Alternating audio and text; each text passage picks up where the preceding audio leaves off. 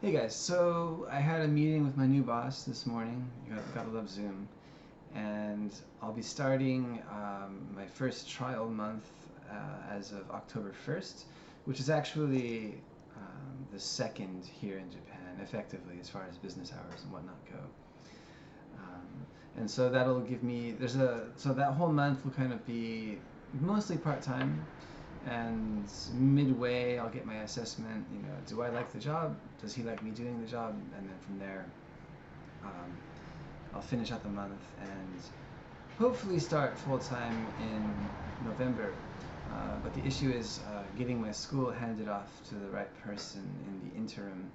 So I've got about 3 weeks until I can officially announce this place as for sale.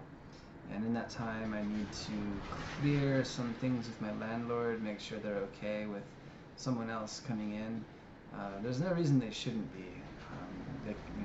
I pay them money every month, and they have some standing in the area. One of them is actually the wife is on city council here, so it would probably be in their interest to just kind of let things continue, as a lot of the parents and students are part of their constituency, and there's very deep relationships in terms of everyone having children that are friends and going to the same school and whatnot. So, but still, I do need to get the official okay before I reach out to anyone in any serious way about selling this place. So it looks like it's going to be a really fun position. The new position I'm moving into, that is, of course, it's remote, so I'll be able to work from home, maybe occasionally from cafes and whatnot. What's really, really nice is that, I may have mentioned this in the last video, I'm not quite sure. The hours, the overlap is basically the morning here in Japan is the evening in the US Pacific time, which is where the company is located. They have students from East Coast, Midwest, one person in the UK, and then me in Japan. So that's a nice point. I'll basically be able to work normal working hours between 8 a.m. and 5 or so, and still be, serving the course in a way that's actually effective. That'll be great. And a lot of the work is basically just waiting for someone to post a guidance request in regard to whatever app they're working on, and which means I'll probably have quite a bit of downtime to focus on my own coding skills and building a portfolio and things. I've got a few projects hanging. One is transferring my personal site over to Gatsby, which is a really cool framework if you've never worked with that. But I just haven't been able to make the time on top of all my responsibilities. So it's going to be a really good lifestyle change, an amazing opportunity to really increase my coding.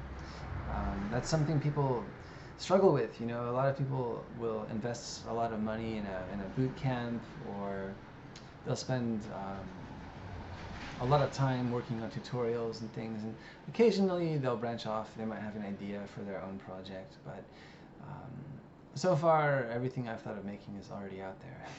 But you can still, you can try to copy the functionality or something. But there's this, I don't know what to call it really. It's kind of this, I guess you could call it kind of a hump or a small mountain on the journey, where on one side you're kind of this fledgling beginner, maybe fledgling intermediate, but um, you don't have the deep skill where recruiters are knocking on your door every day.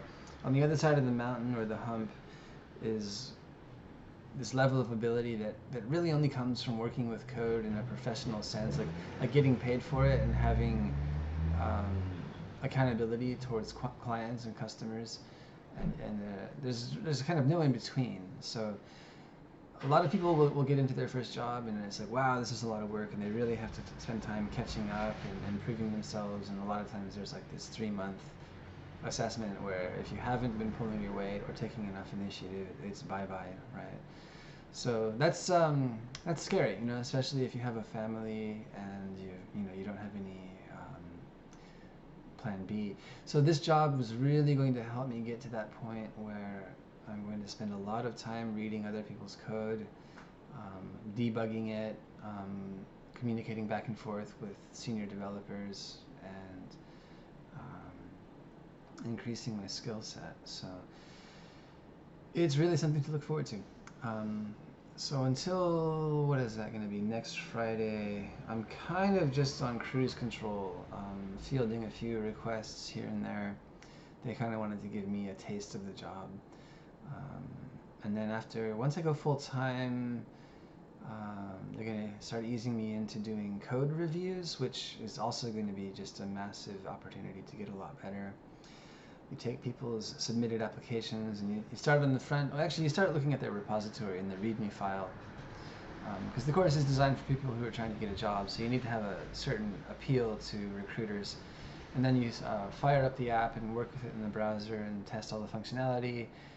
If you find any bugs, you figure out ways to fix them, and then you go into the code and start with the HTML. And so far, what I've seen, people don't touch too much on the styling.